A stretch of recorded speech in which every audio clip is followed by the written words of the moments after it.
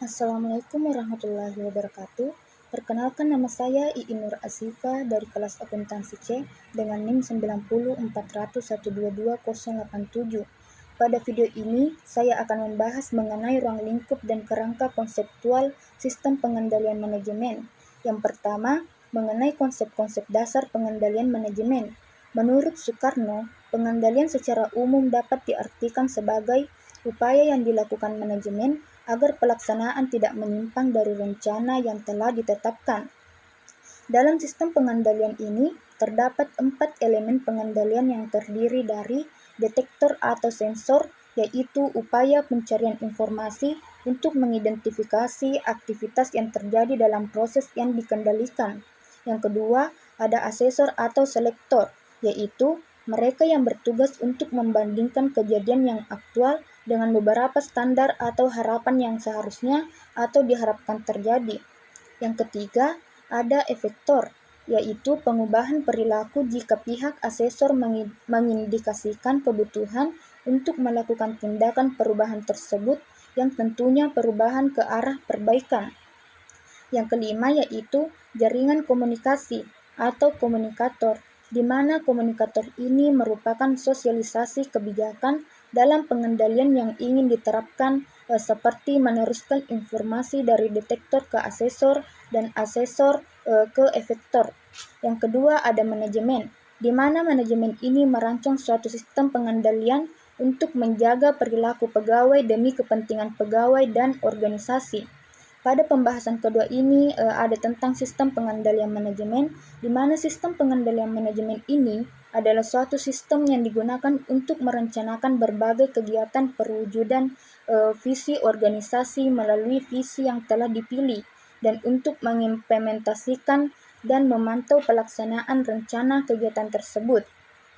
Adapun peran manajemen sistem pengendalian manajemen ini yaitu yang pertama, merencanakan apa yang harus dilakukan informasi sumber daya organisasi dengan memahami visi dan misi organisasi serta tujuan dan sasarannya. Maka controller ini akan melakukan perencanaan strategik untuk mencapai apa yang diharapkan dalam suatu organisasi. Maka perencanaan tersebut mendukung implementasi strategi-strategi organisasi. Terus yang kedua, yaitu mengkoordinasi aktivitas organisasi di mana tujuan organisasi ini sudah tercapai, maka tujuan organisasi akan dapat diraih yang pada akhirnya tujuan tersebut merupakan turunan dari misi organisasi. Misi organisasi ini merupakan sarana untuk mencapai visi organisasi tersebut. Yang ketiga, ada mengevaluasi program atau aktivitas.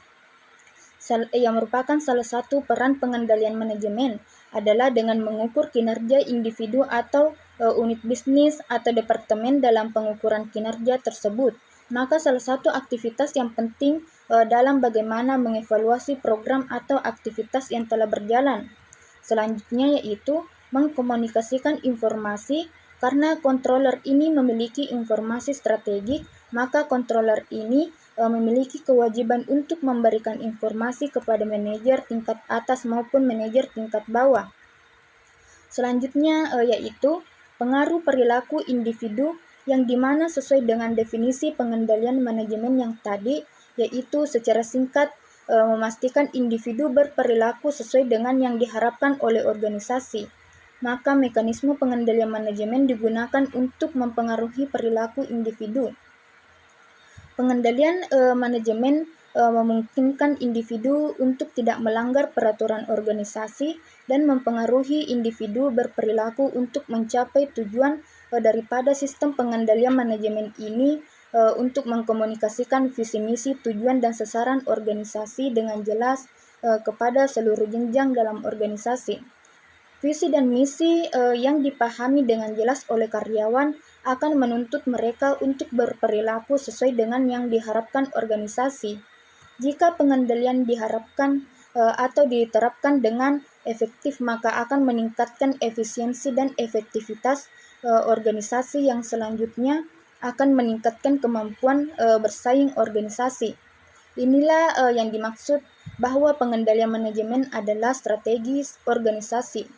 Selanjutnya yaitu ada manfaat sistem pengendalian manajemen, di mana manfaatnya dapat diterapkan dari sistem ini secara garis besar adalah mampu mengelola organisasi sesuai dengan tujuan yang telah direncanakan, sehingga manajemen mampu merencanakan sistem pengendalian manajemen secara efektif.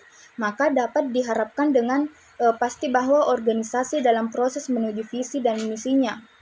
Sistem pengendalian manajemen ini bermanfaat untuk mengontrol organisasi di mana manajemen akan mengkoordinasi dan memastikan bahwa sumber daya organisasinya berjalan sesuai dengan tujuannya, di mana pengendalian diterapkan melalui input sesuai dengan jurnal, demikian juga dengan aspek-aspek pendukungnya. Itulah tadi pembahasan mengenai tentang ruang lingkup dan kerangka konseptual sistem pengendalian manajemen yang sempat saya sampaikan. Kurang dan lebihnya mohon dimaafkan. Wassalamualaikum warahmatullahi wabarakatuh.